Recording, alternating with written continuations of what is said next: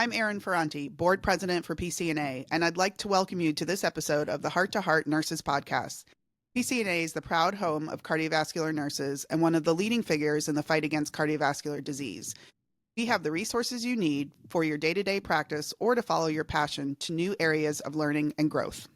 I'd like to welcome today's audience to our conversation with Erin Ferranti. Erin, could you please introduce yourself to us?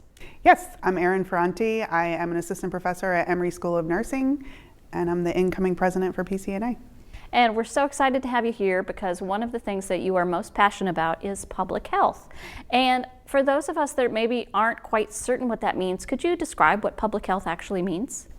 Yeah, I mean, public health is essentially health for all and bringing healthcare to where people live, worship, play, all the things. So one of the things that I think most people might not be aware of is the interplay between public health and what happens in clinical practice. So could you tell us what that direction is, how public health impacts clinical practice? Well, people interact with the healthcare system finite, times, either when they're coming in for an appointment or they're in the hospital for an acute issue. Public health is everywhere. It's what we do to try and make the environment as healthy as can be, to make our schools as healthy as they can be. So where people are living and breathing and working, and our goal is to make health, the healthy choice the easiest choice, and the environments the healthiest they can be, make vaccines available, all the things to help prevent having to interact with the healthcare system. So it sounds like public health really can run the gamut from things like making sure that our food is safe, Yep. To make sure that our water is clean, from making sure that I have access to healthcare overall. But also, isn't public health kind of a big umbrella for some research that I might take into account when I'm a clinician? For example, it might be a nationwide or even a global study. Absolutely. So, things that are, epidemiology is a branch of public health. It is the study of populations and diseases in populations. So there's a whole, lots of research is focused around major public health issues. So like for my area around maternal health, we're seeing a lot of issues in maternal health. So that's a big public health crisis, and there's a lot of research going on in that space. So yeah, absolutely, for sure. Okay. Well, we are going to take a quick break and we will be right back. For more education, resources, and tools for your clinical practice, visit pcna.net.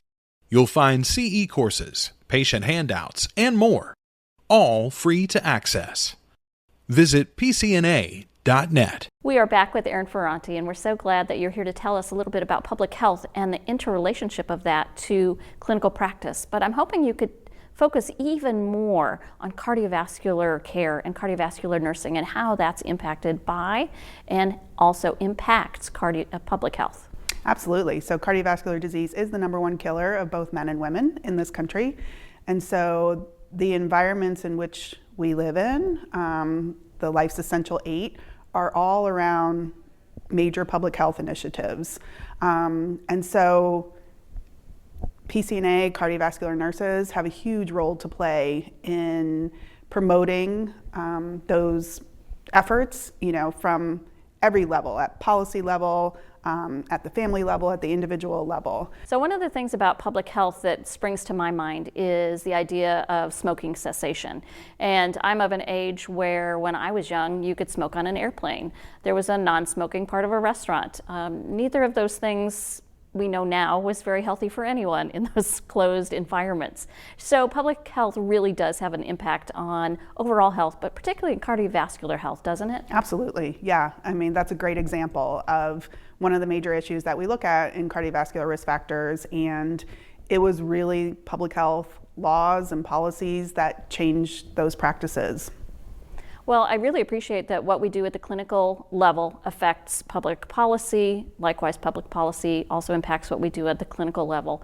Could you maybe offer to our audience some resources for those that want to know more about this topic?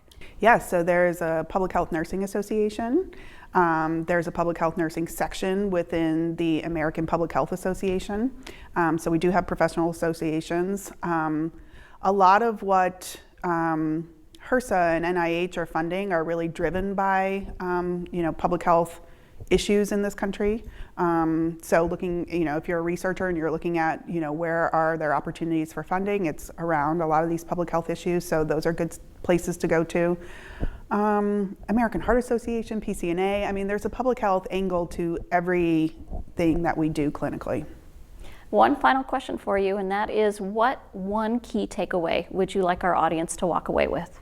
That public health is really for everyone, and it's really focused on, like I was talking about before, healthy communities, healthy environments, and it's under attack right now with threats to funding issues and deprioritizing public health and immunizations and vaccines. And as nurses, we need to really be aware of that and be advocates for public health, because it affects everybody's health span and lifespan. So that would be the big takeaway, I think. So what I'm hearing from you, Erin, is that we need to be actively engaged in what's happening in our individual communities as well as at a larger level. And if you're interested in learning more about advocacy, we have some resources on the PCNA website. We also have some other podcasts and other areas where you can find some more information. So we encourage that action and activity. Thank you so very much for being here, Erin. I really appreciate you. This is Geraldine Warfield, your host, and we will see you next time. Thank you. Thank you for listening to Heart to Heart Nurses. We invite you to visit pcna.net for clinical resources, continuing education, and much more.